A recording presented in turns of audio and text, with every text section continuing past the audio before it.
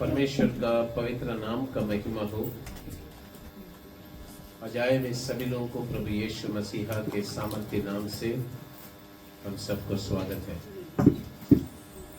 प्यारे परमेश्वर के लोगों, आइए हम परमेश्वर के वचन से कुछ चीजों को ध्यान करते हैं। निकालेंगे बाइबल में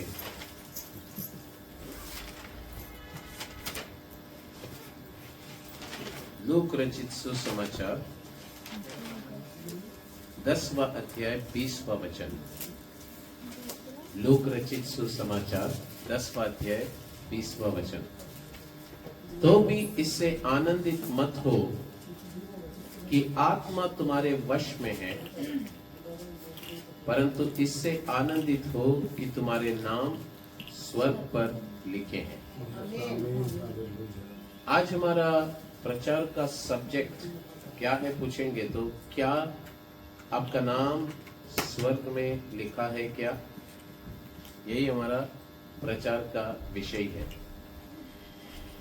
प्रभु यीशु मसीह जब इस पृथ्वी पर थे, ये मुख्य शब्दों को उन्होंने दोहराए अपने शिष्यों के पास।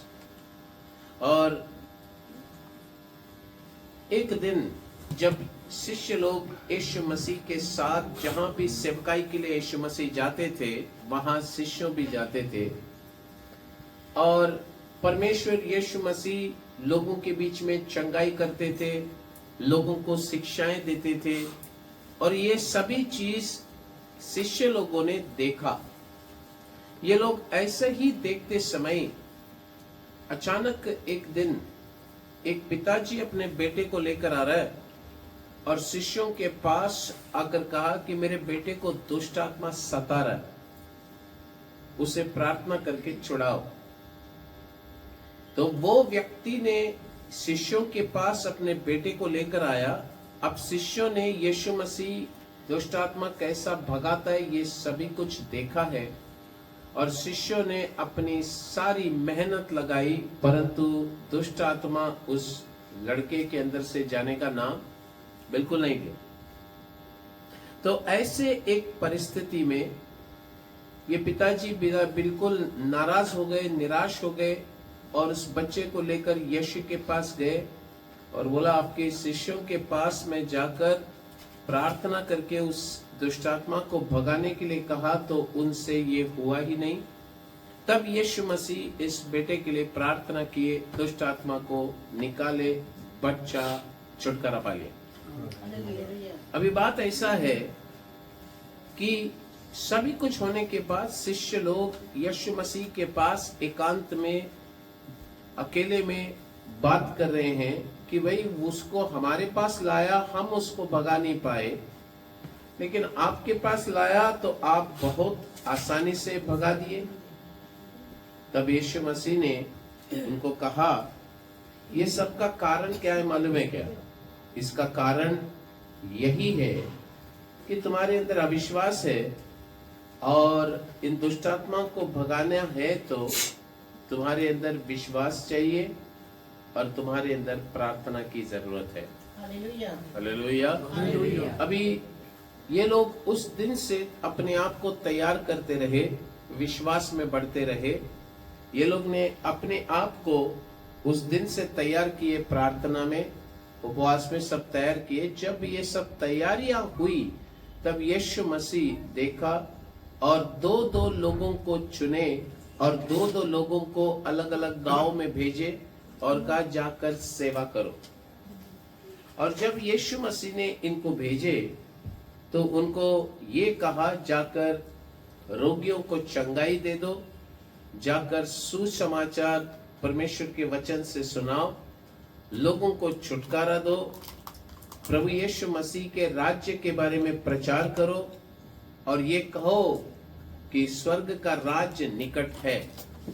तो ये सभी कहकर प्रभु यीशु मसीह ने उनको अधिकार दिया और उनको भेजा। ये लोग सेवकाई करने के लिए गए, और सेवकाई करने के लिए जब गए, वहां सेवकाई किए, वहां पर सुसमाचार सुनाए, वहां पर लोगों को प्रार्थना किया, चंगाई किए और सब सेवकाई करने के बाद वो लोग वहां से लौटकर यीशु मसीह के पास आए। जब यीशु मसीह के पास आए ये लोग बड़े आनंदित थे, बड़े खुश थे, उछल रहे थे। तो यीशु मसीह के पास रिपोर्ट देने आ रहे हैं और उन्होंने कहा कि हम लोग, प्रभु को स्तुति हो, जाकर सेवकाई किए और दुष्ट आत्मा हमारे अधीन में है। हालेलुया। दुष्ट आत्मा हमारे अधीन में, हम जा करके बोलते हैं तो निकल जा रहे। बड़ा खुश हो गया। तब यीशु मसीह इनको देखकर कहा कि तुम आनंदित होने के लिए, प्रभु को स्तुति हो, तो आनंदित होने के लिए कारण यही बताते हो कि दुष्ट आत्मा तुम्हारी बातें सुनते हैं। लेकिन इस बात से आनंदित मत होना कि दुष्ट आत्मा तुम्हारे वश में है, परंतु आनंदित होना है तो इस बात पर होना है कि तुम्हारा नाम स्वर्ग में लिखा गया है। हालेलुया। आज मसीह लोग के पास आनंद होने के लिए बहुत सारे कारण हैं। बहुत सारे कारणों को लेकर वे आनंदित होते हैं। अगर परमेश्वर के बच्चों प्रार्थना करते हैं, हमारी प्रार्थना अगर परमेश्वर सुन लिया तो हमें आनंद होने के लिए कारण बनता है। आनंद होना भी चाहिए, है ना। प्रभु को स्तुति हो। अगर किसी व्यक्ति के जीवन में दुख है, क्लेश है, परीक्षाएं हैं और उस दुख, क्लेश और परीक्षाओं के बीच में अगर वो प्रार्थना करते परमेश्वर के पास और परमेश्वर ने उनकी प्रार्थना सुनकर उनको उत्तर दे दिया तो प्रभु को स्तुति हो, वे लोग आनंदित होते हैं। आनंदित होने के लिए ये अच्छा कारण है, होना भी चाहिए। कभी कभी परमेश्वर किसी लोगों को उसके हाथों की मेहनत के लिए, परमेश्वर उनके हाथों की मेहनत का फल को आशीष कर कर देते हैं, तो वो भी आनंद का कारण होता है कि मैंने मेहनत किया और मेहनत का फल मेरे साथ टिका रहा है। देख लो, मेहनत का फल अगर टिकना है वो भी एक बड़ा आशीष है। बहुत लोग मेहनत करते, फल उनके पास रुकता नहीं है। रुकना बड़ी आशीष की बात है और रुकता है तो आनंद बनाते, आनंद बनाना चाहिए। जवान लोग अगर अपनी पढ़ाई में अच्छे मार्क लिए तो उनको आनंद होने के लिए वो एक कारण हो जाता है। तो बात ये है, परमेश्वर के बच्चे इस संसार के आशीषों को प्राप्त करने के बाद ये लोग जो आनंद मनाते हैं, उस आनंद को मनाने में गलतियां कुछ भी नहीं है। आप आनंद नहीं मनाना चाहिए ऐसा नहीं है, लेकिन आपको मैं जो बताने चाहता हूं कि आनंद मनाने के लिए अगर मुख्य कारण कुछ होना है तो मेरा नाम स्वर्ग में लिखा गया है, इस विषय पर ही आनंद होना उत्तम है। हालेलुया। जब आप परमेश्वर के ऊपर निर्भर रहते हैं, प्रभु के ऊपर ही आपका भरोसा रहता है, तो परमेश्वर इस संसार में आपको आशीष करते, उसमें कोई शक नहीं है। और जब प्रभु आशीष करते हैं, आनंद मनाना चाहिए। लेकिन इस संसार में जो आशीष प्रभु करते हैं, इस पर एक बात ध्यान देना चाहिए। सांसारिक आशीष हमारे जीवन में तात्कालीन है, इट इज टेम्परल, टेम्पररी है, क्योंकि संसार मिट जाती है, साथ में संसारिक आशीष भी मिट जाएगी। जैसा लूत ने सदोम में जाकर अपना घर बनवाया, बड़ा बंगला बनाया, लेकिन जब परमेश्वर सदोम का नाश किया, उसका घर का कोई अता पता था ही नहीं।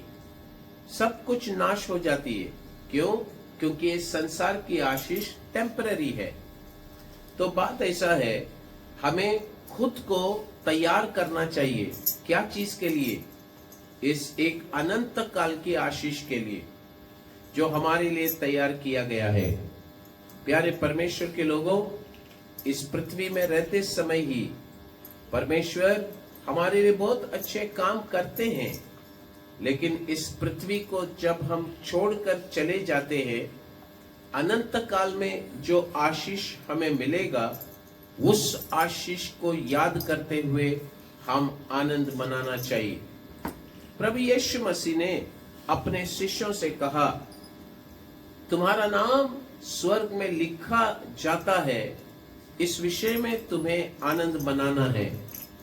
अगर एक व्यक्ति को इस बात का कॉन्फिडेंट हो, आत्मविश्वास हो कि मेरा नाम स्वर्ग में लिखा गया है, तो फिर वो आनंद तो जरूर आएगा। कॉन्फिडेंट होना जरूरी है, आत्मविश्वास में भरना जरूरी है। जब यीशु मसीह इस पृथ्वी पर थे, यीशु मसीह ने कुछ लोगों के विषय में बातें की। उन्होंने कहा, ऐसे भी लोग हैं जो लोग मन फिराते हैं, जो लोग बपतिस्मा लेते हैं और जो लोग पवित्र आत्मा का अभिषेक भी प्राप्त करते हैं, परमेश्वर के लिए सेवकाई भी करते हैं और उस सेवकाई में के जरिए अनेक आत्माओं को प्रभु के पास लेकर भी आते हैं, परमेश्वर की उपस्थिति में प्रचार भी करते हैं। तो ये सारी अनुभव होने के बावजूद प्रभु यीशु मसीह का आगमन होगा और आगमन में परमेश्वर इनको छोड़ देंगे, इनको अपने साथ नहीं लेकर जाएंगे। तब ये लोग प्रभु यीशु मसीह को कहेंगे कि हमने तेरे नाम से दुष्ट आत्माओं को निकाले, हमने तेरे नाम से भविष्यवाणी किए, हमने तेरे नाम से अद्भुत काम किए। देखो यीशु, आपके बगल में जो व्यक्ति खड़ा है वो भी मेरा मिनिस्ट्री में उद्धार पाके आया है, उसको अंदर लिया, मुझे क्यों नहीं अंदर लिया? सवाल पूछा जाएगा। तब यीशु उनको जवाब यही देंगे कि मैं तुझे नहीं जानता हूं। हालेलुया। प्यारे परमेश्वर के लोगों, परमेश्वर का जवाब यही होगा कि मैं जानता ही नहीं हूं। अगर सोच लो, आप और मैं चर्च में आ रहे हैं, प्रभु यीशु मसीह के लिए हमने सब कुछ त्याग दिए, हमने मन फिराया, हमने बपतिस्मा लिया, हमने उद्धार का अनुभव में आए और हम अभिषेक भी प्राप्त किए और चर्च में आ रहे हैं, दशमांश दे रहे हैं, दान दे रहे हैं।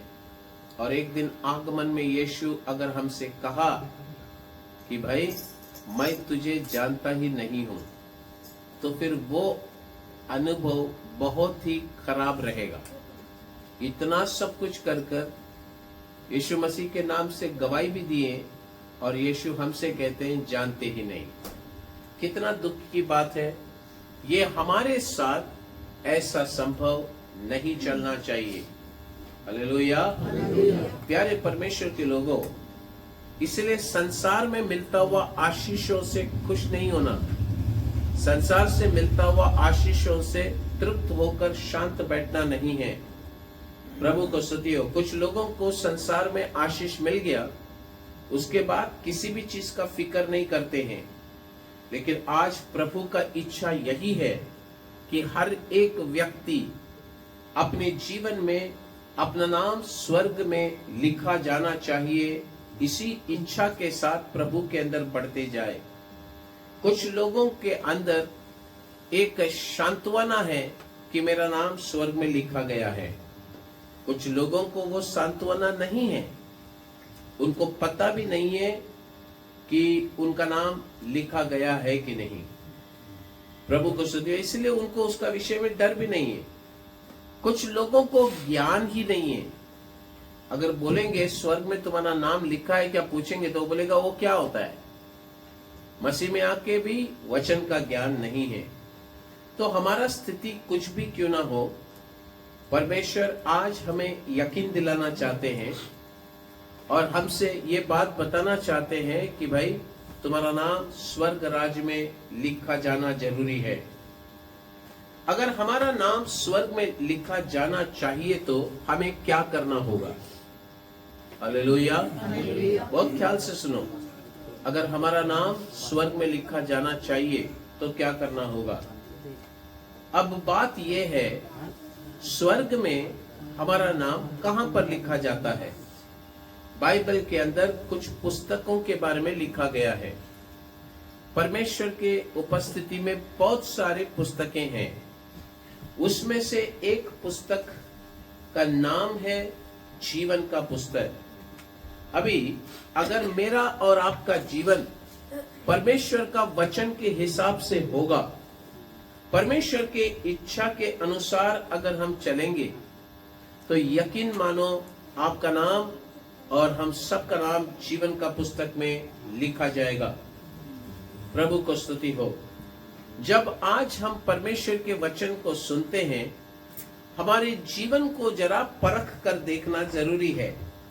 क्या परखना है? परख कर ये देखना है कि मेरा नाम जीवन का पुस्तक में है क्या।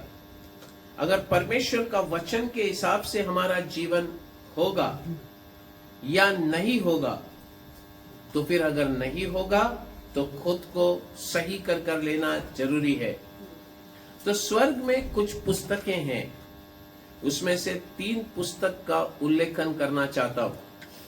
अगर हमारा नाम इस 3 पुस्तकों में लिखा होगा, तो बाकी पुस्तकों में भी हमारा नाम का वर्णन जरूर होगा। अब ये 3 पुस्तक कौन सी पुस्तक है? सबसे पहला पुस्तक का नाम है जीवन का पुस्तक। नंबर 2 दूसरा नाम है मेमना के जीवन का पुस्तक। नंबर 3 तीसरा पुस्तक का नाम है स्मरण का पुस्तक। स्मरण का पुस्तक में भी 2 भाग है। पहला भाग नहीं तो स्मरण के पुस्तक में 2 हिस्सा है। पहला हिस्सा अच्छे कामों का स्मरण, दूसरा हिस्सा बुरे कामों का स्मरण। 2 हिस्सा है। There are 2 parts. ओके? तो प्रभु को स्तुति हो। चलिए आज हम जीवन का पुस्तक के बारे में ध्यान करने वाले हैं। हम सबको इच्छा है जीवन के पुस्तक के बारे में सुनने का। ओके, अभी हमें कैसा पता चलेगा हमारा नाम जीवन के पुस्तक में लिखा है या नहीं? जब हम परमेश्वर के सृष्टि को देखते हैं, द क्रिएशन ऑफ गॉड। परमेश्वर ने इस सृष्टि में इंसान को बनाया, और इंसान को बनाया, केवल इंसान को नहीं और बहुत सारी चीजों को बनाया। जैसा हम बाइबल में पढ़ते हैं, परमेश्वर ने कहा उजाला होने दो, तो उजाला हो गई। परमेश्वर ने कहा अंधेरा होने दो, और अंधेरा हो गई। दिन में प्रभुता इस करने के लिए एक बड़ा उजाला को बनाया, जिसको सूर्य करके नाम दिया गया। वो होने दो बोला और हो गई। रात को चंद्रमा होने दो बोला, चंद्रमा हो गई। आपको एक बात बताना चाहता हूं, पक्षियों को भी परमेश्वर ने होने दो करके कहा, वो हो गए और उसमें जीवन भी आ गया। जानवरों, रेंगने वाली जानवर, मछलियां और फिर उड़ने वाले पक्षियां, सभी जानवरों को उसने अपने शब्दों से बनाया। अब ये सब बनाया हुआ परमेश्वर इंसान होने दो करके नहीं कहा। सबसे बड़ी बात यहां पर ही है, जब इंसान होने दो करके नहीं कहा, तो ये परमेश्वर खुद इस पृथ्वी पर उतरकर इंसान को मिट्टी से बनाया। अंग्रेजी और भी स्पष्ट बताता है, डस्ट, धूल से बनाया। हमको मिट्टी बोलेगा तो पूरा कॉमन आ गया, लेकिन डस्ट, धूल से बनाया। अब जब परमेश्वर अपने हाथों से बनाया, अब ये इंसान के अंदर जीवन कैसा आया? हाथ से बनाया तो तुरंत उठकर खड़ा हो गया क्या? नहीं। तो बाइबल में कहा गया है, परमेश्वर ने उसके अंदर जीवन का श्वास फूंका। तो फूंकने के बाद वो इंसान एक जीवित प्राणी बन गया। He became a living soul. अब बात यह है कि सभी सृष्टि से भी मनुष्य जाति को परमेश्वर ने अलग बनाया है। सभी सृष्टि शब्दों से बनाया गया, लेकिन मनुष्य जाति को परमेश्वर ने अपने हाथों से बनाया। उसे परमेश्वर अपनी साया से बनाया। He made God made man in his own image. उसके ही जैसा परमेश्वर ने इंसान को बनाया। उसके अंदर परमेश्वर ने जीवन का श्वास यानी कि खुद अपनी जीवन उसके अंदर डाला। जब इंसान को बनाया तो परमेश्वर इंसान को बनाने के बाद सारी सृष्टि के ऊपर राज्य करने की अधिकार भी उसको दिया। अभी बात आपको बताना चाहता हूं। हम बाइबल में देखते हैं बहुत लोगों की वंशावली के बारे में। आदम का भी वंशावली लिखा है, इसको जरा देखना जरूरी है।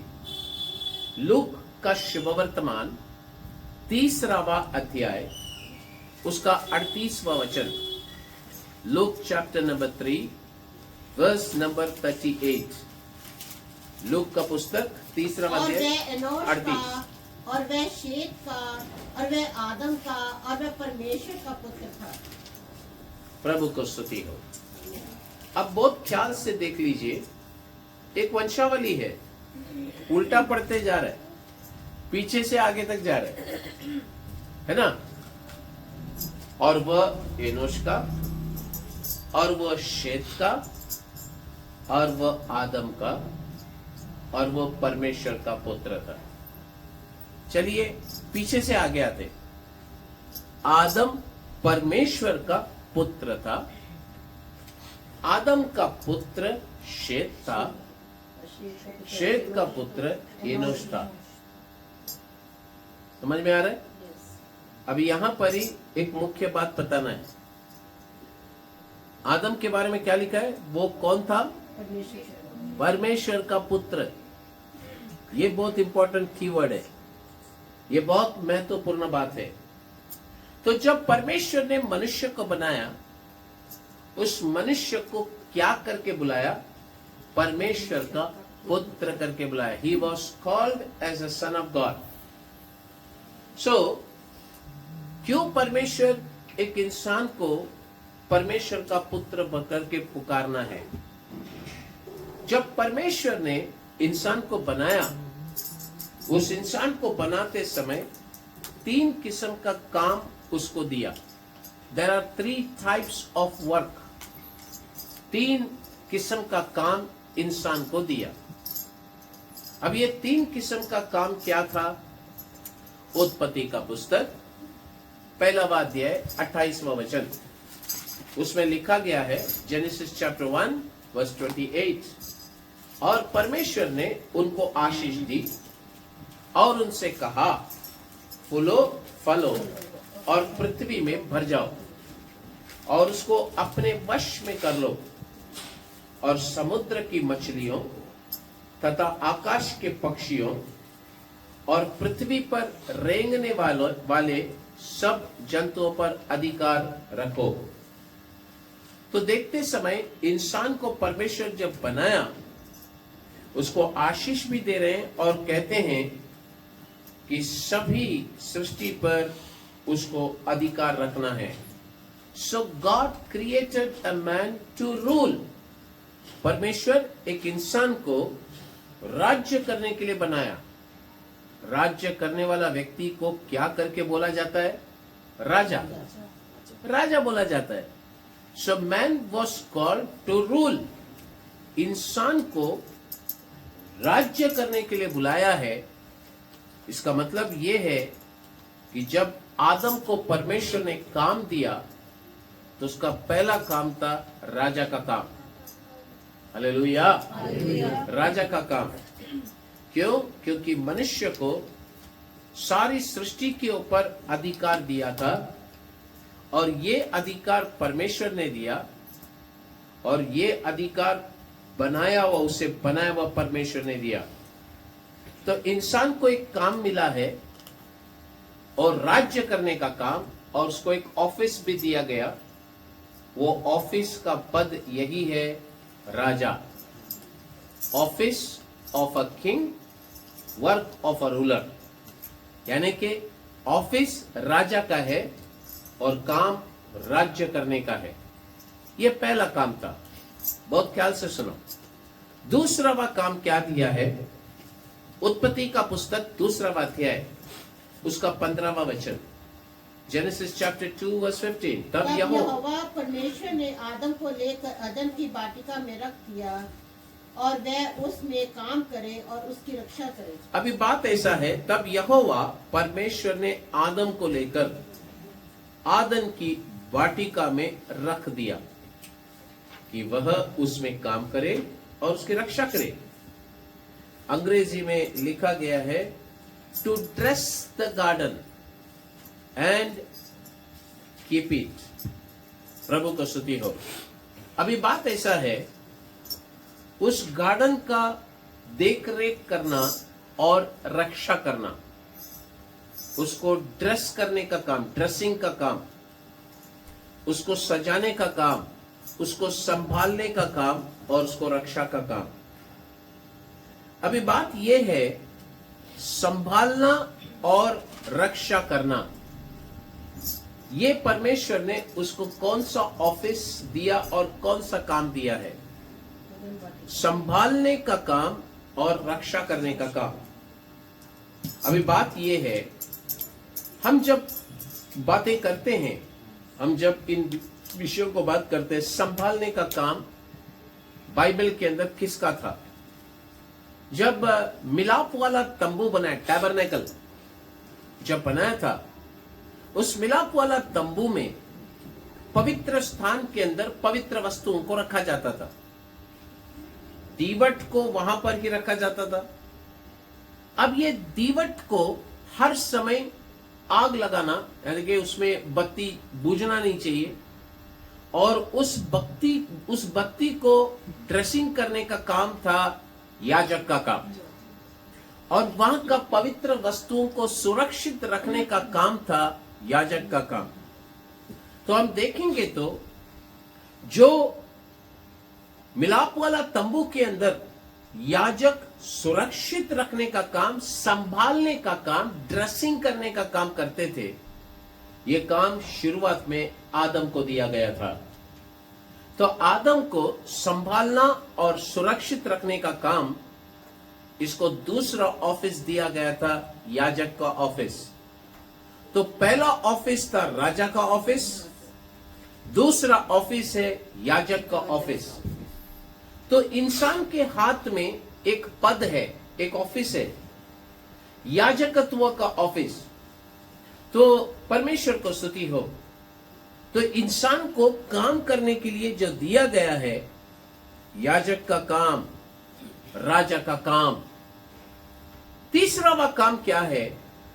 उत्पत्ति 2वां अध्याय 19वां वचन के अनुसार, और यहोवा परमेश्वर भूमि में से सब जाति के बनेले पक्षियों और आकाश के सब भांति के पक्षियों को रचकर आदम के पास ले आया कि देखे कि वह उसका क्या क्या नाम रखता है।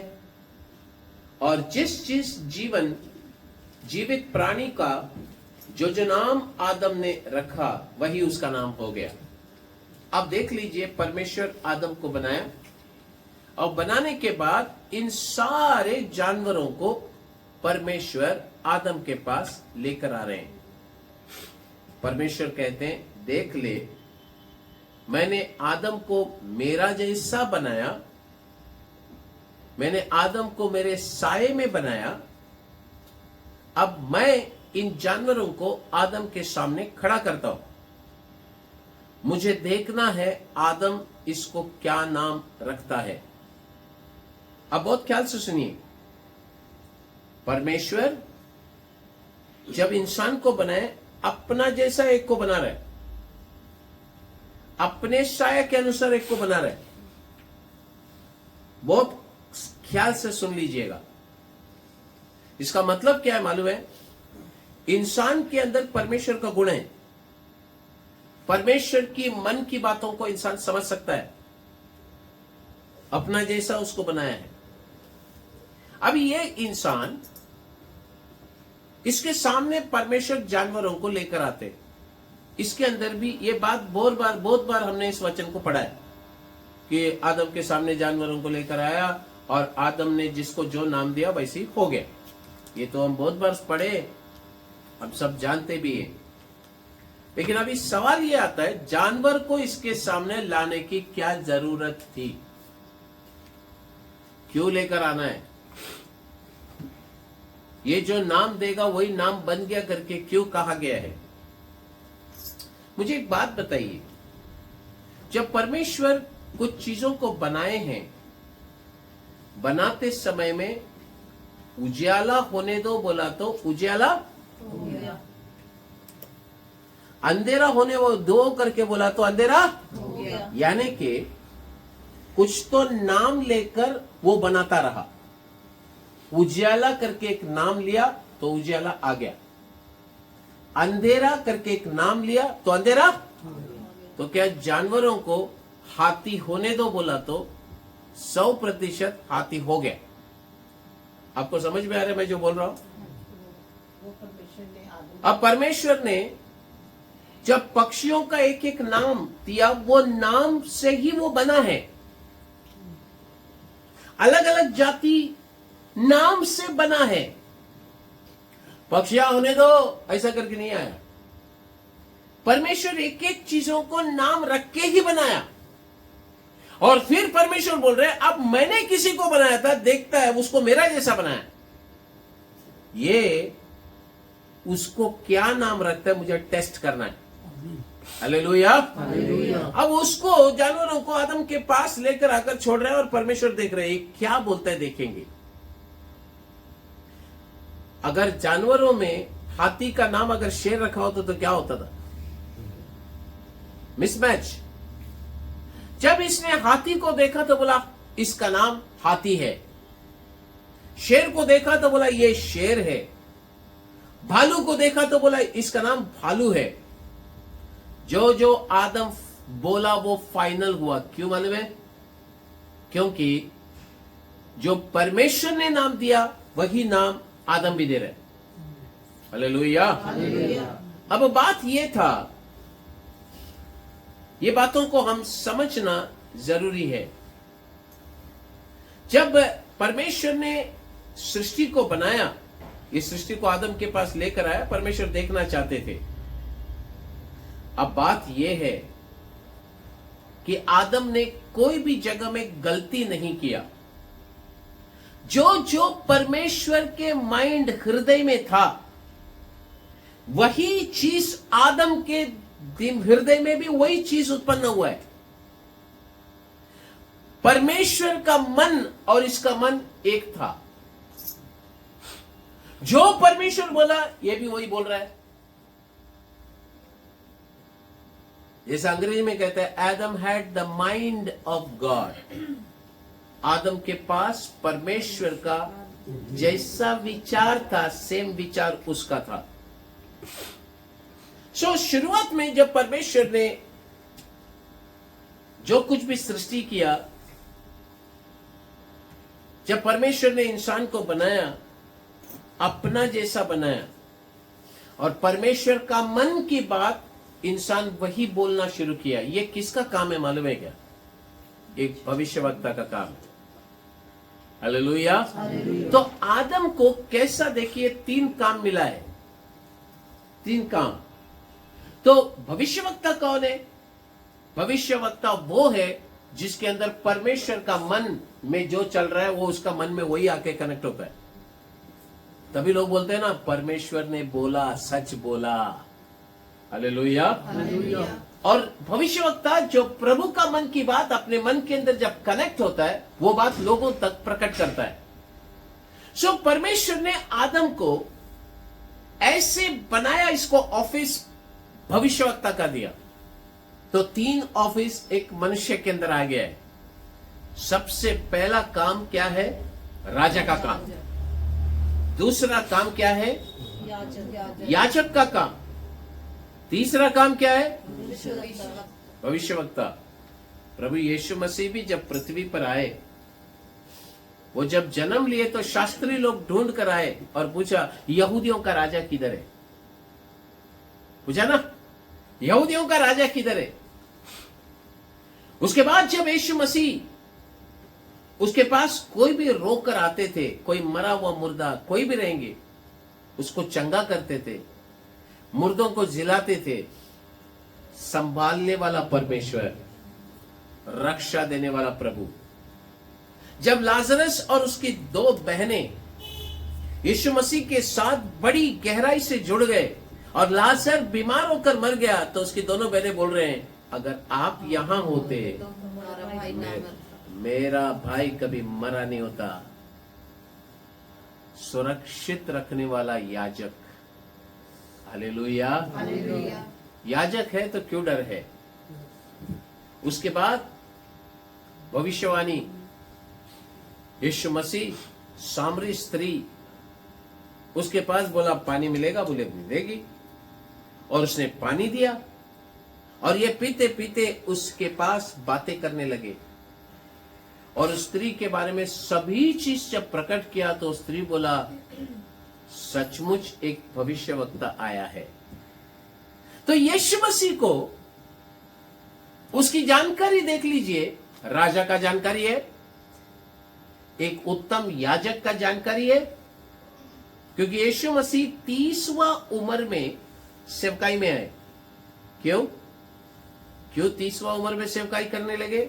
क्योंकि याजक का काम करने वालों को एलिजिबिलिटी वही है कि वो 30 साल की उम्र में ही सेवकाई कर सकते हैं। हालेलुया।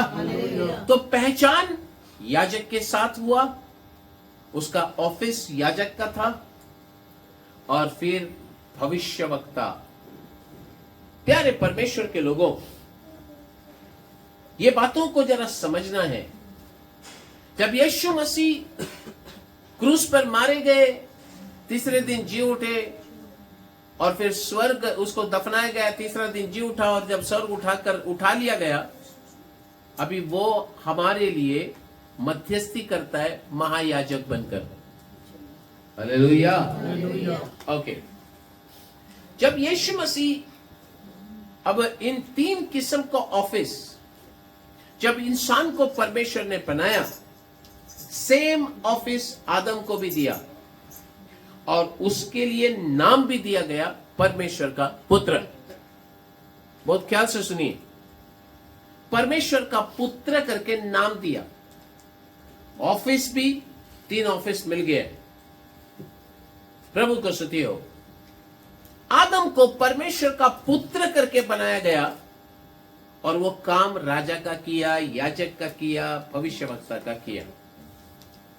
अभी बात ऐसे है, जब आदम और हवा इस पृथ्वी पर थे, दोनों नंगे थे, लेकिन बाइबल उत्पत्ति 2 उसका 25 में कहता है, और आदम और उसकी पत्नी दोनों नंगे थे पर लजाते नहीं थे। वे लोग शर्म नहीं उनको था, क्योंकि परमेश्वर ने उन्हें उसकी महिमा से ढक दिया था। जब परमेश्वर ने मनुष्य को बनाया, उन्हें परमेश्वर ने अपनी महिमा से ढक दिए। उनको कोई भी किस्म की कपड़ों की जरूरत नहीं थी उनको ढकने के लिए। ये दोनों भी नंगे जरूर थे। ये लोग आपस में देखकर शर्मिंदा नहीं होते थे। उस समय इंसान को पाप क्या है नहीं मालूम। पाप से अज्ञात था इंसान। इनको पाप करने से लोगों को पाप की एहसास होती है, उनको वो एहसास भी नहीं, क्योंकि इन्होंने पाप किया ही नहीं है। तो परमेश्वर इंसान को बोलते हैं ना, ये इनोसेंट है, इसको पाप का बारे में मालूम ही नहीं है। उस लेवल में परमेश्वर रखना चाहते थे। परमेश्वर ने इनको आज्ञा दिया और वो आज्ञा मानना भी इतनी कठिन नहीं थी। वो आज्ञा वे लोग मानते आ रहे थे। आदेन के बगीचे में यहां पर 3 किस्म की पेड़ थी। एक पेड़ ऐसी थी कि हर किस्म का फल उसमें आता था। परमेश्वर ने बोला उसको तू खा सकता है। और एक पेड़ थी जिसमें जीवन का वृक्ष का पेड़, उसका फल तू खा सकता है। लेकिन और एक पेड़ था जिसमें भला और बुरा का ज्ञान प्राप्त करने वाला पेड़। परमेश्वर बोला उसको खाना नहीं। तो बात ऐसा है कि परमेश्वर ने उनको आज्ञा दिया था, वो आज्ञा उनके लिए कठिन लगा ही नहीं। परमेश्वर का पुत्र बनकर 3 किस्म का काम कर रहे हैं। मेरा बेटा आ गया, मेरा बेटा आ गया। ये लोग परमेश्वर को हर दिन मुलाकात करते थे। हर दिन परमेश्वर उनको मुलाकात करने में दिलचस्पी लेते थे। लेकिन एक दिन एक सांप इनके सामने आ गया। अब इनसे बातें करना शुरू कर रहे हैं। सांप सबसे पहला आकर एक सवाल इनके दिमाग में डाल दिया। अब बहुत सोच समझकर इन बातों को समझना है। सवाल उनके कान में डाल दिया। आज बहुत लोगों के जीवन में सवालें बहुत है, बहुत लोगों के जीवन में संदेह भी बहुत है। अब सोच लीजिए ये संदेह है और कंफ्यूजन, गड़बड़ी, ये कहां से आती है? सवाल, संदेह, गड़बड़ी। तो ये सभी चीज का मूल कारण शैतान था। जब तक शैतान ने सवाल पूछा नहीं, इंसान के पास कोई समस्या नहीं था। इंसान पाप से आजाद था। इंसान को कोई भी शक नहीं था। इंसान के अंदर कोई गड़बड़ी नहीं थी। लेकिन जिस दिन शैतान ने एक सवाल इंसान को पूछा, उसी दिन परमेश्वर दिया हुआ आज्ञा के ऊपर भी इनको सवाल आ गया। हालेलुया। जब शैतान ने सवाल डाला तो इनके अंदर भी एक नया सवाल आ गया। और ये सवाल और एक सवाल को खड़ा करने के बाद इंसान परमेश्वर की आज्ञा को टालना शुरू किया और उसने उस बातों में आकर उस फल को अपनी मन से ही खा लिया। ओके, अभी बात यह है, एक इंसान के अंदर अगर सवाल आ गया, संदेह आ गया, तो यह संदेह और सवाल परमेश्वर नहीं देते, ये शत्रु की ओर से आता है। अगर उस संदेह और सवाल को अगर हम विश्वास करेंगे जो शत्रु की ओर से आता है, तो याद रखना उस समय इंसान के मन के अंदर यही बात आकर खड़ी होगी कि परमेश्वर ने जो कुछ भी बात किया है सब झूठ है। आज भी वही तो चलता है, आज भी वही तो चलता है। परमेश्वर जब हमसे बातें करते हैं, उसे झूठ है करके साबित करने शत्रु परिस्थितियों को खराब करके बनाता है। जब अब्राहम के जीवन में प्रभु ने वादा दिया, संतान का वादा, कई समय लगा, परिस्थितियां बदल गई, उनके शरीर में जान तक नहीं थी, तब भी लोग ऐसे सवाल पूछते थे, अरे इतना उम्र हो गया अभी तक दिमाग में वही लेकर घूम रहे हैं। है ना? प्रभु ने बोला वो करेगा। हालेलुया। बहुत बार हमारी परिस्थितियों बिगड़ते समय में शैतान एक ही सवाल अंदर डालता है, सब झूठ बोला है परमेश्वर। आज बहुत परमेश्वर के बच्चों ही बड़ी कंफ्यूजन में घूम रहे हैं, बहुत सारी सवालों को अंदर लेकर घूम रहे हैं, क्योंकि उनके अंदर ऐसा एक विचार है और परमेश्वर के बातों पर विश्वास नहीं करते। जो परमेश्वर ने कहा वो लोग विश्वास नहीं करेंगे, लेकिन जो शैतान ने कहा उस पर विश्वास करना शुरू करते हैं। एक याद रखना चाहिए प्यारे परमेश्वर के लोगों, जिस दिन हम प्रभु के बातों को विश्वास करना छोड़ दिए, उसी दिन समझ लो आपके जीवन में एक हार की जीवन का सामना करेंगे। उसी दिन सामना करेंगे जिस दिन मनुष्य ने शैतान की बातों को सुना, सवाल को सुना, और उसी दिन ही वो प्रभु के महिमा से रहित हो गया। उस दिन से शैतान अनेकों के जीवन में सवालों को खड़ा करता है, अनेकों के जीवन में संदेह को खड़ा करता है, अनेकों के जीवन में गड़बड़ियों को लेकर आता है। आज भी अनेक लोग सवालों से खड़े हैं। क्यों? हमारी परिस्थिति कभी बिगड़ता है तो हम परमेश्वर से सवाल नहीं किए, हमारी दुख और तकलीफ में हम प्रभु से सवाल नहीं किए, क्यों परमेश्वर मेरे साथ ऐसा क्यों हुआ? ये सवाल आ गया तो विश्वास वहीं पर संदेह में बदल जाता है। और ऐसे सवालों के कारण, ऐसे संदेह के कारण अनेक लोग परमेश्वर की उपस्थिति को छोड़कर चले जाते हैं। जब परमेश्वर की उपस्थिति से दूर चले गए तो इंसान को मृत्यु का सामना करना ही पड़ेगा। परमेश्वर ने मनुष्य से कहा, जिस दिन तुम उस फल को खाओगे उसी दिन तुम मर जाओगे। इंसान अपनी प्राण में मर चुका था। There was a death in his soul. उसका प्राण मर चुका है, उसकी आत्मा मर चुकी है। अगर एक व्यक्ति की प्राण मर चुकी है तो वो मरण यही बताता है कि वो परमेश्वर से अलग हो गया है। यही उसकी परिभाषा है। आदम और हव्वा जैसे परमेश्वर से अलग हो गए, इन लोगों को आदम की बगीचे से बाहर निकाल दिया गया, परमेश्वर की उपस्थिति से बाहर निकाल दिया गया। और आदम के बगीचे में से ये लोग को जब बाहर निकाल दिया गया, इसका एक ही कारण था, ये लोग परमेश्वर की आज्ञा को टाल दिए। परमेश्वर ने कहा, इंसान अब परमेश्वर की महिमा से रहित हो चुका है। अगर ऐसी बात है, अभी वो बड़ा बुद्धिमान हो चुका है।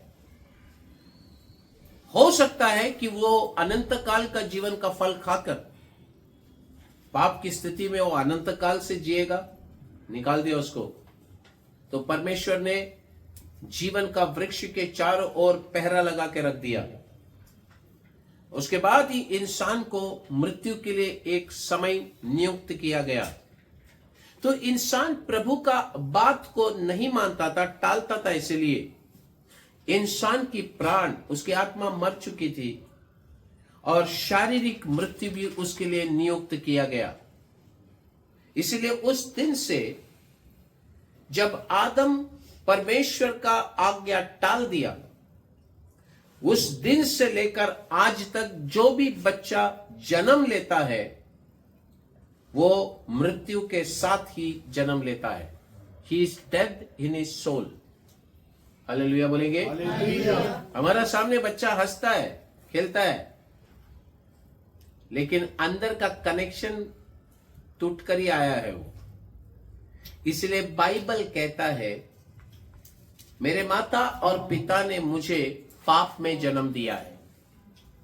हम प्रभु की महिमा खत्म होने के बाद ही जन्म ले रहे हैं। अभी जितने भी बच्चे जन्म ले रहे हैं, प्रभु की महिमा उनके अंदर नहीं है। महिमा से रहित हो गया हुआ इंसान पाप में जन्म लेता है। उसके बाद ही उनकी आंखें खुल गई। उनको मालूम हुआ कि वे नंगे हैं। उन्होंने अंजीर के पत्ते से जोड़ जोड़कर लंगोट बना लिया। बाइबल का वचन देख लीजिए। इनको जब शर्मिंदा आ गई, उनको गलतियों का एहसास होने लगा। यही हर एक इंसान जो पाप करता है उसकी स्थिति ऐसे ही होता है। जब भी वो पाप करता है, उसको पाप का एहसास उसको खाना शुरू करता है। अब बात यह है, जिसके प्राण मर चुका है वो एक पापी है और वो परमेश्वर की बातों को समझ नहीं पाएगा। लेकिन संसारिक बातों के लिए उसकी आंखें खुली रहेगी। वो पाप में तो अंदर आ चुका है, वो संसारिक बातों के लिए आंख खुली रहेगी। आत्मिक बातों उसको समझ में आएगा ही नहीं। ऐसा एक स्थिति में एक व्यक्ति है तो वो मरा हुआ स्थिति में आ रहा है। वो अपने प्राण में मर चुका है। वो परमेश्वर की उपस्थिति में उसको इनकार कर दिया गया है।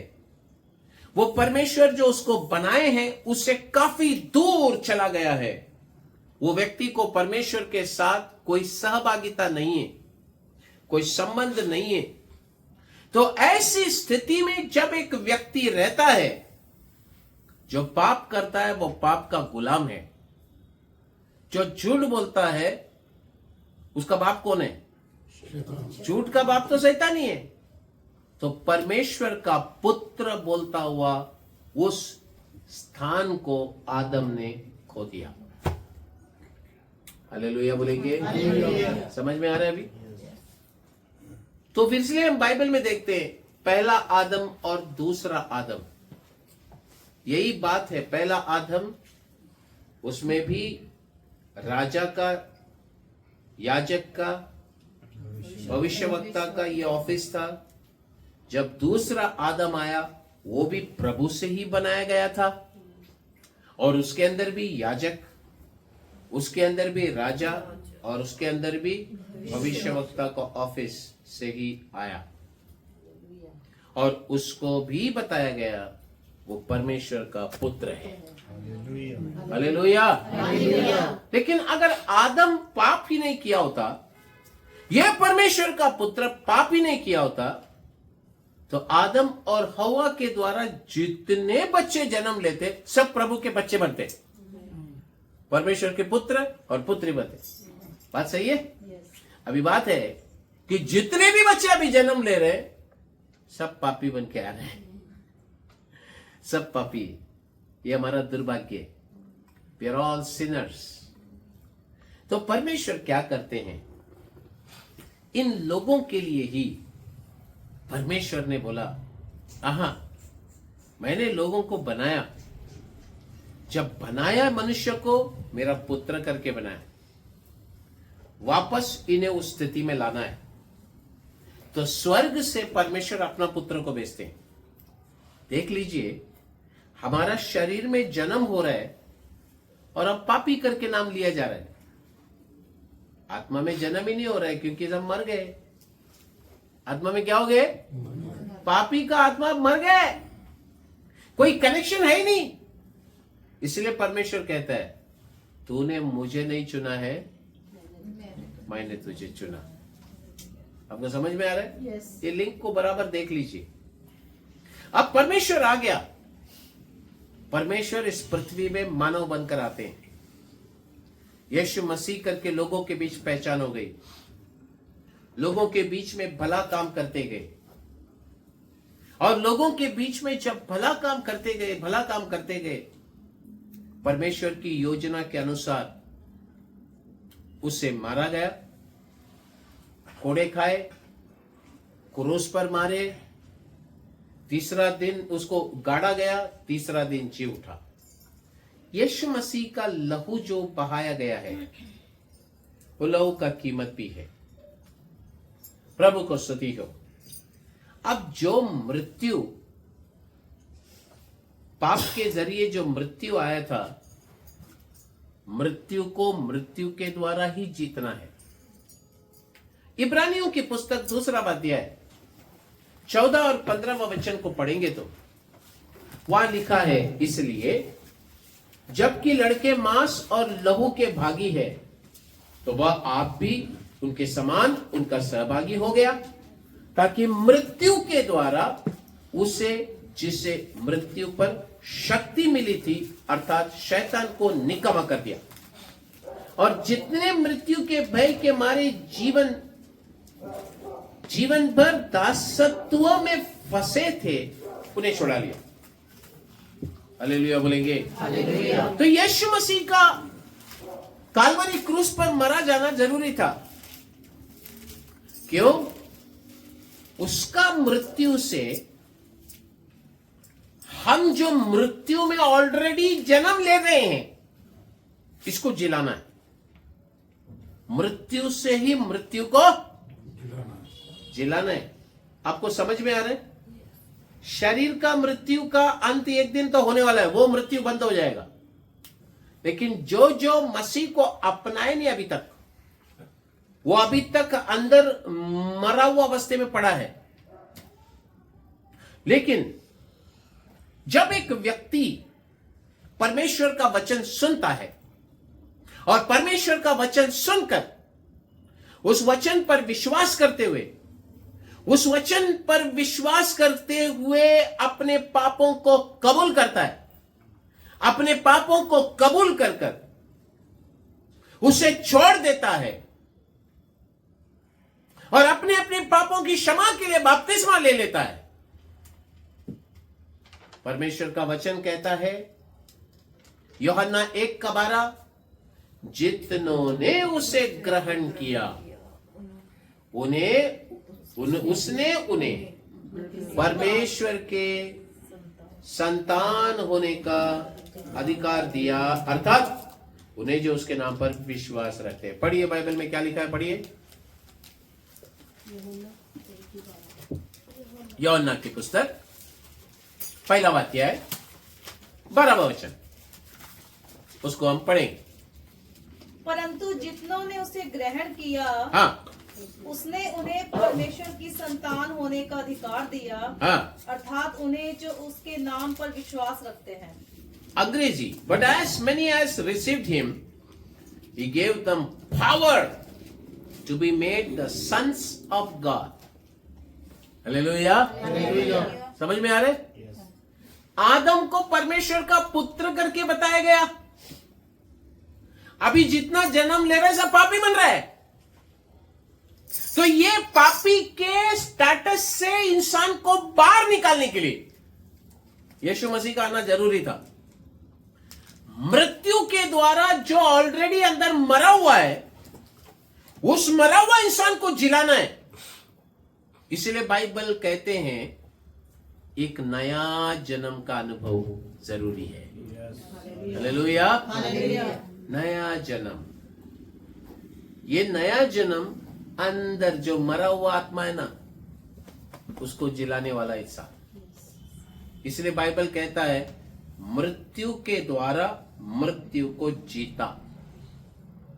इसका मतलब यह है पुनरुत्थान इंसान के अंदर सबसे पहला तुम जीवित रहते समय अंदर होता है। दूसरा है जब शरीर मरता है, दूसरा पुनरुत्थान शरीर का होता है। हालेलुया। जितनों ने प्रभु यीशु मसीह को ग्रहण किया, जब यीशु अंदर आ ही गया, अंदर जो मरा था ना उसको यीशु पहला जिंदा करते। नया जन्म का अनुभव। हालेलुया। प्रभु को स्तुति हो। तो बात ऐसा है प्यारे परमेश्वर के लोगों, उसके बाद ही पिक्चर में आता है जीवन का पुस्तक। परमेश्वर बोलते हैं मेरा परिवार में एक बच्चा जन्म लिया है, उसका नाम जीवन का पुस्तक में लिखा जाता है। हमको समझ में आया कि नहीं? अब सवाल ये है, क्या हमारा नाम जीवन का पुस्तक में लिखा गया है? जब तक लिखा नहीं गया तब तक पापी। हालेलुया। अब कुछ लोग बोलेंगे मेरा नाम लिखा है लेकिन मैं मेरे मर्जी के हिसाब से जिएगा। लिखा है तो मिटा भी सकते हैं, क्योंकि तुम्हें जिलाया पाप के, क्या बोलते हैं उसको, पाप के गुलाम बनने के लिए नहीं, पाप से छुड़ाकर पवित्रता के लिए जीने के लिए बुलाया है। हम छुटकारा पाकर नाम लिख दिया, बस अब जैसा जीना जी लो। अगर ये स्थिति में रहा, हमारा नाम जीवन का पुस्तक से हटा दिया जाएगा। प्यारे परमेश्वर के लोगों, नरक परमेश्वर ने कभी इंसान के लिए बनाया ही नहीं। नरक किसके लिए बनाया था? शैतान और उसके दूतों के लिए। शैतान और उसके दूतों के लिए बनाया था। इसलिए क्या होने वाला है कि जो जो स्वर्गदूत लोग प्रभु के विरुद्ध गए, उन सब के लिए परमेश्वर ने ये नरक बनाया है। मत्ती 25वां अध्याय 41वां वचन कहता है, तब वह बाई और वालों से कहेगा, हे श्रापित लोगों, मेरे सामने से उस अनंत आग में चले जाओ। बहुत ख्याल से आगे, जो शैतान और उसके दूतों के लिए तैयार की गई है। अनंत आग और अनंत जीवन। अब अनंत आग शैतान और उसके दूत के लिए तैयार किया गया है। वो हमारे लिए नहीं है। हमारे लिए तो तैयार किया गया स्वर्ग, जहां पर परमेश्वर रहते हैं, वहां पर परमेश्वर हमें लेकर जाना चाहते हैं। अगर एक व्यक्ति इस पृथ्वी पर रहता है और विश्वास नहीं करता, और यीशु को विश्वास नहीं करता, यीशु को ग्रहण नहीं करता, परमेश्वर के बेटा और बेटी बनने के लिए ये तो जरूरी है। अगर नहीं बनता वो बेटा और बेटी बनेंगे नहीं। तो अगर वो प्रभु यीशु मसीह को ग्रहण नहीं करता, विश्वास नहीं करता, बेटा तो बन ही नहीं सकता है। वो खुद को फंसा रहा है, खुद को फंसाता है, और फिर वो किसका चेला बनता है? शत्रु का और उसके दूतों का चेला। यीशु मसीह ने अपने शिष्यों से कहा, यूहन्ना 14वां अध्याय 3वां वचन में, जहां मैं रहूंगा वहां तुम भी रहोगे। हालेलुया बोलेंगे। ये परमेश्वर का इच्छा है हमारे विषय में। इस पृथ्वी पर रहने वाले हम लोगों के विषय में परमेश्वर का इच्छा वही है, जहां मैं रहूंगा वहां तुम रहोगे। प्यारे परमेश्वर के लोगों, आदम एक पापी बना। वो पापी बना इसलिए आज हम भी पापी हैं। लेकिन यीशु मसीह के द्वारा हमें फिर एक बार एक चांस मिलता है, परमेश्वर का पुत्र बनने का चांस। और इस चांस को कभी हाथ से गंवाना नहीं। जब आप और हम परमेश्वर के पुत्र बनेंगे, परमेश्वर का जीवन फिर एक बार हमारे अंदर आएगा।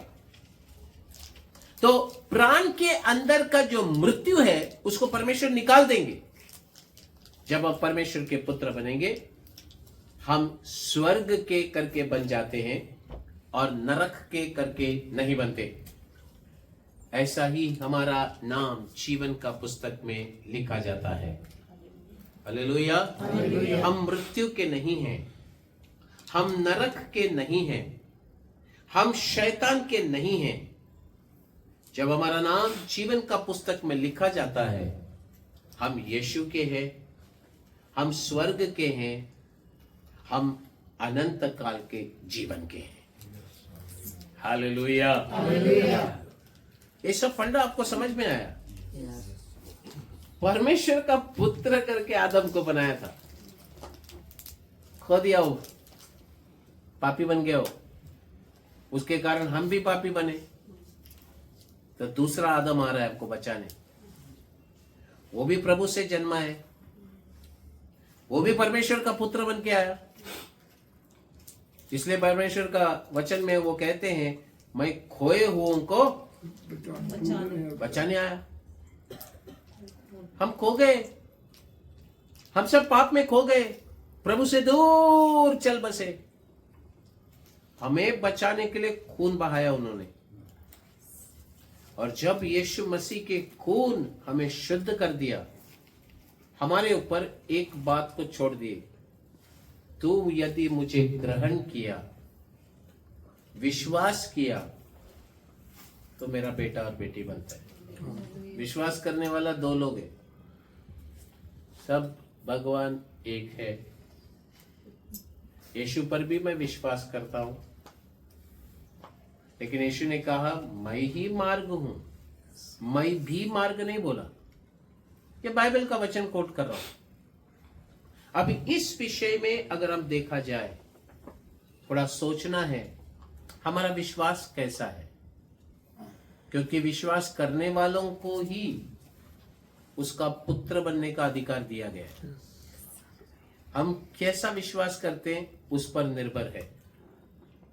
प्यारे परमेश्वर के लोगों, लूक रचित सुसमाचार 15वां अध्याय 7वां वचन कहा गया है, मैं तुमसे कहता हूं कि इसी रीति से एक मन फिराने वाला पापी के विषय में भी स्वर्ग में इतना ही आनंद होगा जितना कि 99 ऐसे धर्मियों के विषय नहीं होता, जिन्हें मन फिराने की आवश्यकता नहीं।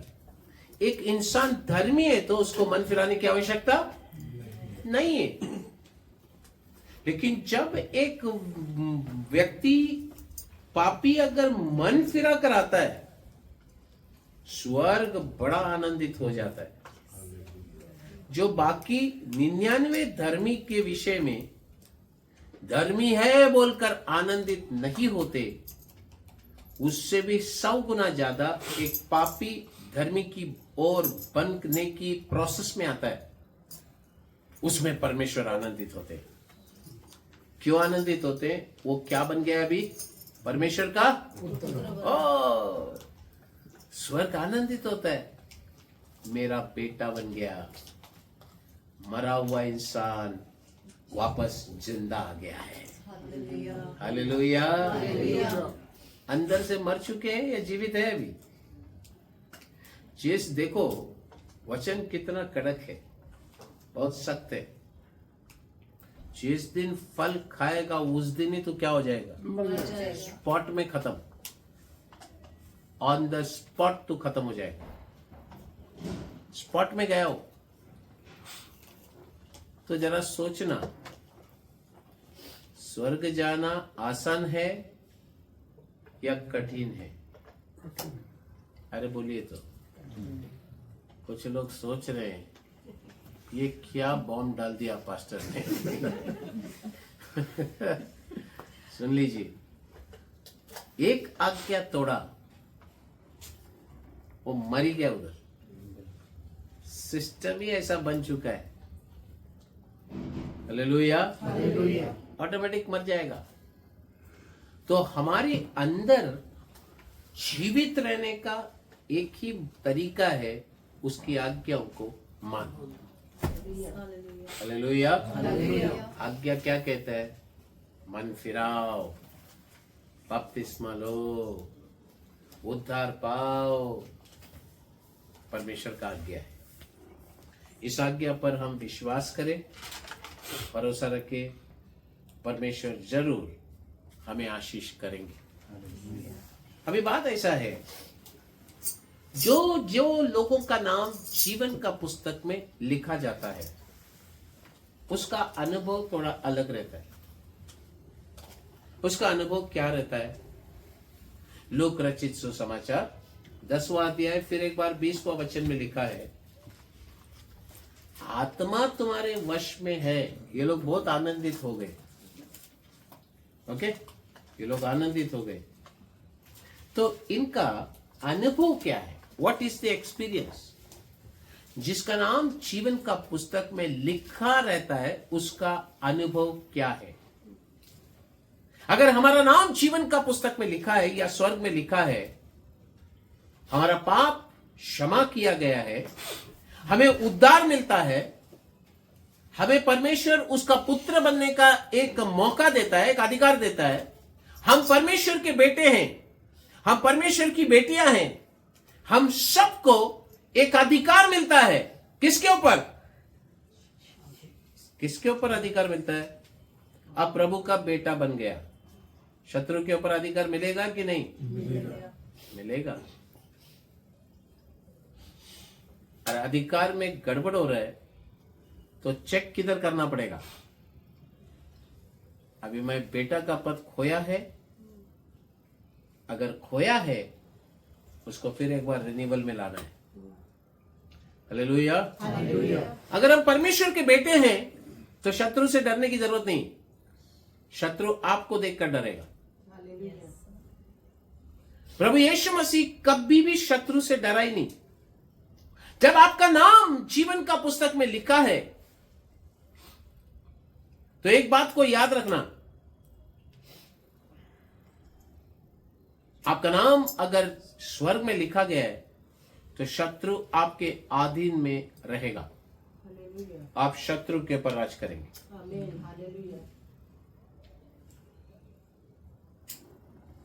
आप समझ रहे हैं मेरी बात?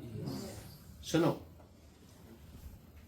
प्रकाशित वाक्य 12वां अध्याय 19वां वचन में लिखा है, यदि कोई इस भविष्यवाणी की पुस्तक की बातों में से कुछ निकाल डाले तो परमेश्वर इस जीवन के पेड़ और पवित्र नगर में से जिसका चर्चा इस पुस्तक में है उसका भाग निकाल देगा।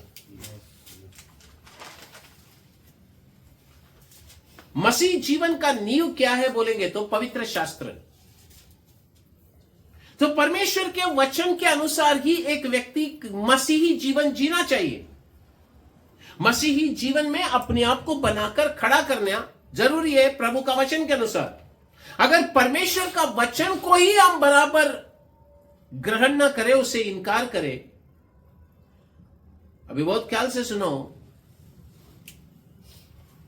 अगर हम प्रभु का वचन को ही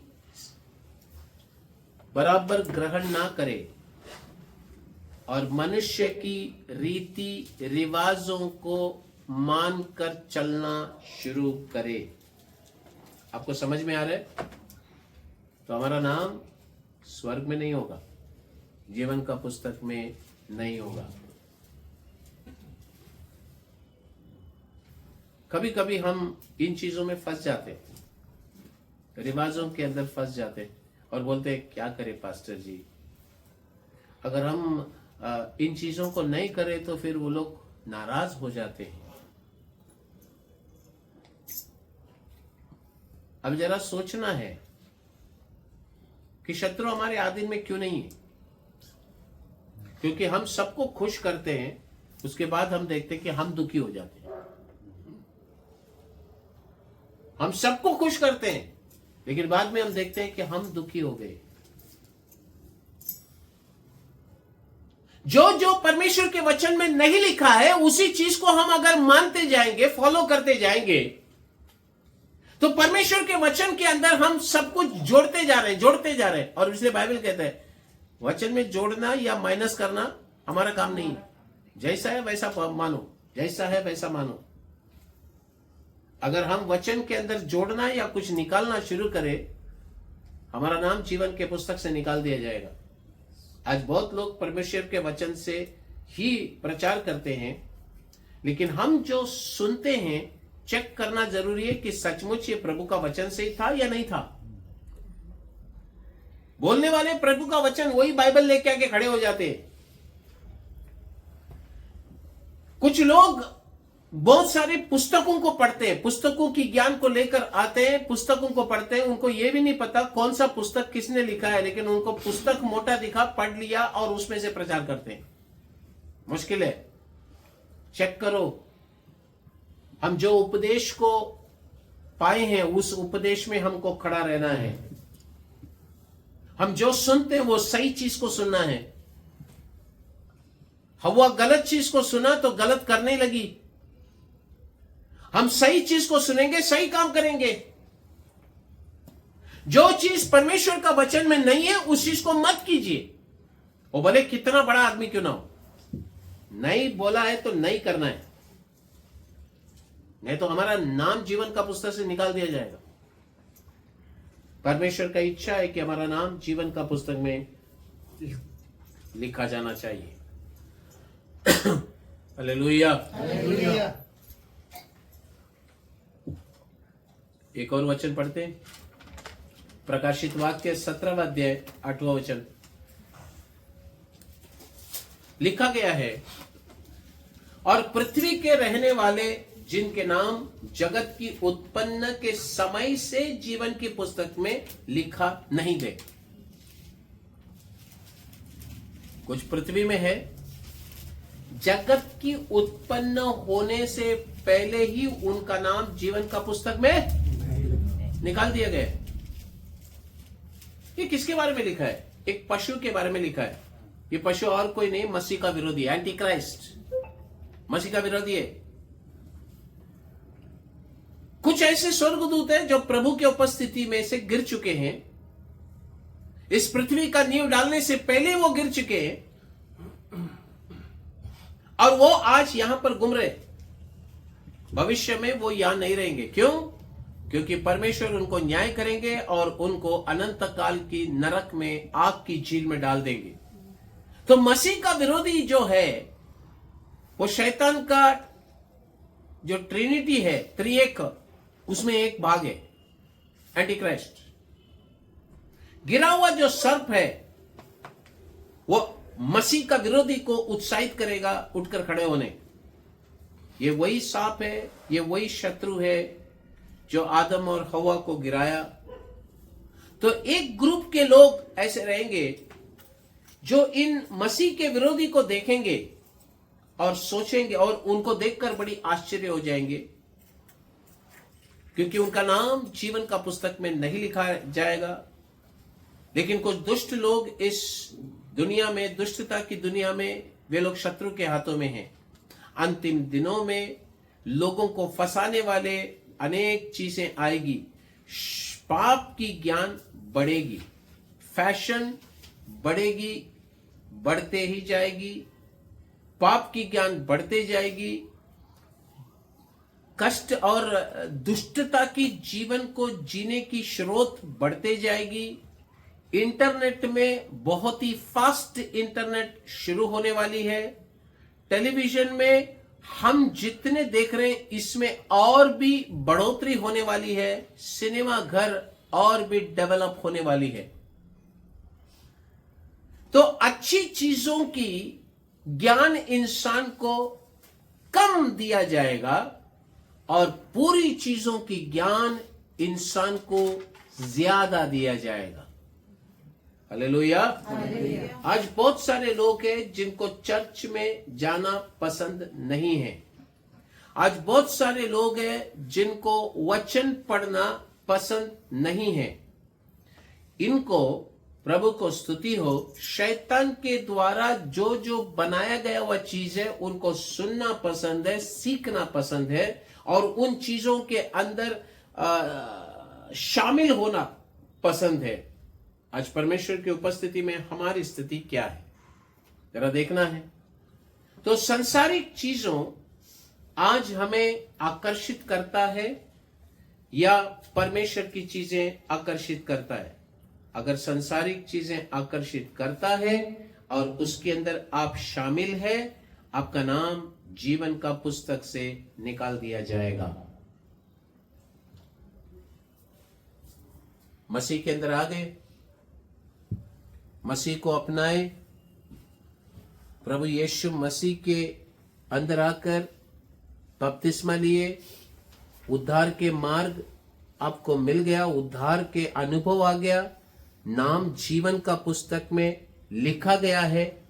उसके बाद बाइबल कहता है स्वर्गीय वस्तुओं की खोज में लगे रहो। आज अनेक लोग उसमें नहीं है, सांसारिक बातों में लगा हुआ है। जीवन का पुस्तक में नाम कैसा लिखा जाएगा? काटा जाएगा। हालेलुया। आप समझ रहे मेरी बात? परमेश्वर कहते हैं यदि तुम्हारा नाम जीवन का पुस्तक में लिखा गया है तो तू आनंदित होना है, बहुत खुश होना है। इस पृथ्वी में इधर उधर नाम लिखा जाएगा, लेकिन स्वर्ग में लिखा गया है तो सबसे खुश, क्योंकि सब पढ़ाई इधर ही खत्म होगी, पैसा इधर ही खत्म होगा, आपका नौकरी यहीं खत्म होगा, आपका घर यहीं पर छोड़ना है, गाड़ी छोड़ना है। आंख बंद किया तो आगे का कदम उधर जाना है। उधर नाम नहीं है तो लटक जाओगे। तो हम इस दुनिया में इस समय रहते समय आनंदित होने का विषय यीशु कहते जीवन का पुस्तक में नाम। आज पहला उस पर ध्यान दो। अगर आपका नाम जीवन का पुस्तक में है तो शत्रु आपके अधीन होना है, क्योंकि आप उसका बेटा बनने का अधिकार पाया है। ये सत्य को जान लो, मैं परमेश्वर का बेटा हूं। जब आप उसके बेटे हैं, अधिकार आपका है। वो आपको शत्रु पीछा करेगा, सताएगा, बहुत तकलीफ देगा, यही कहेगा कि तू कितना भी प्रभु के पास जा, मैं तुझे छोड़ेगा नहीं। आपकी विश्वास को तोड़ने का कोशिश करेगा। लेकिन आपने जिस मसीह को पकड़ा है उसे और भी दबाकर पकड़ना, छोड़ना नहीं। अधिकार को हासिल करना है, शत्रु मार गिराना है उसे, क्योंकि वो तुम्हारी पुत्र का अधिकार को, अगर आदम को ही पुत्र का अधिकार छीन लिया, हमारा पीछे वही कर रहा है, मैं अकेला नरक नहीं जाएगा, तुझे भी लेकर जाएगा।